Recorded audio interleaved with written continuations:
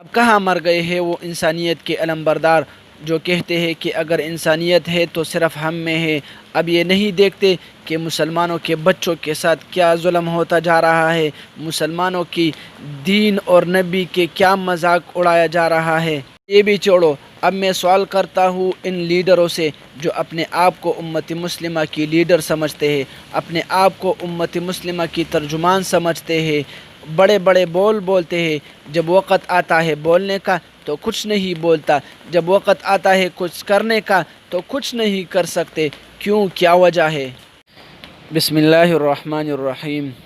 میرا یہ پیغام نہ تو فرانس تک پہنچ سکتا ہے، نہ تو ان لیڈروں تک پہنچ سکتا ہے جو اپنے آپ کو امت مسلمہ کی لیڈر سمجھتے ہیں، اپنے آپ کو امت مسلمہ کی پاسدار سمجھتے ہیں، اپنے آپ کو امت مسلمہ کی ترجمانی کرنے والے سمجھتے ہیں۔ ان غیور مسلمانوں تک پہنچ سکتا ہے جو اپنے دل میں نبی کریم صلی اللہ علیہ وسلم کی محبت رکھتے ہیں، اپنے مال جان سب کچھ نبی کریم صلی اللہ علیہ وسلم کی محبت کے لیے قربان کر سکتے ہیں۔ آخر کیوں مسلمانوں ہی کے ساتھ اتنا ظلم کیا جاتا ہے؟ آخر کیوں مسلمانوں کے دلوں پر چھری چلائے جاتے ہیں؟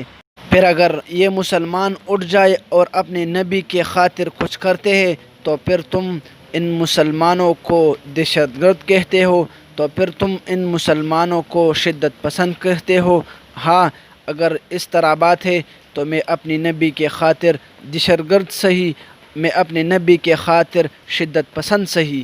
تو پھر یہ بات بھی سن لو کہ تم جو کہنا چاہتے ہو مجھے کہہ لو، میں اپنی نبی کے خاطر سب کچھ بننے کے لیے تیار ہوں۔ امت مسلمہ کو یہ پیغام دینا چاہتا ہوں، جب تک ہمارا ہر نوجوان غازی فیصل خالد جیسا نہ بن جائے، ہمارا ہر مرد ممتاز قادری جیسا نہ بن جائے، تو یہ یہود و نصارہ کے ایجنٹ ہمارے دین کے مذاق اڑائیں گے، ہمارے نبی کے خاکے بنائیں گے، لیکن ہم کچھ نہیں کر سکتے اور نہ کچھ کریں گے۔ اب کہاں مر گئے ہیں وہ انسانیت کے علمبردار جو کہتے ہیں کہ اگر انسانیت ہے تو صرف ہم میں ہے۔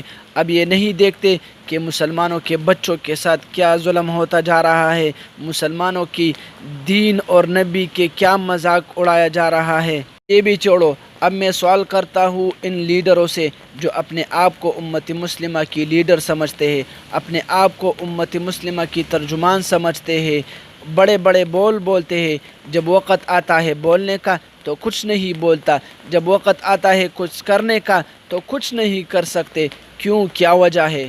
وقت آ گیا ہے کہ سب مسلمان اٹھے اور اپنے اپنے لیڈروں سے پوچھ لے کہ اگر آپ مسلمانوں کی ترجمانی نہیں کر سکتے، آپ امت مسلمہ کی لیڈنگ نہیں کر سکتے، تو یہ سب کچھ چھوڑ دو۔ امت مسلمہ کے لیڈروں کو چاہیے کہ فرانس نے جو گستاخی کی ہے ان سے عملی انتقام لیا جائے۔ صرف ٹویٹ سے کچھ نہیں ہوتا، صرف باتیں کرنے سے کچھ نہیں ہوگا۔ اگر اس دفعہ انتقام نہیں لیا گیا تو یہ خبیث لوگ بار بار ہمارے دین اور مذہب کی، ہمارے نبی کریم صلی اللہ علیہ وسلم کی گستاخی کریں گے۔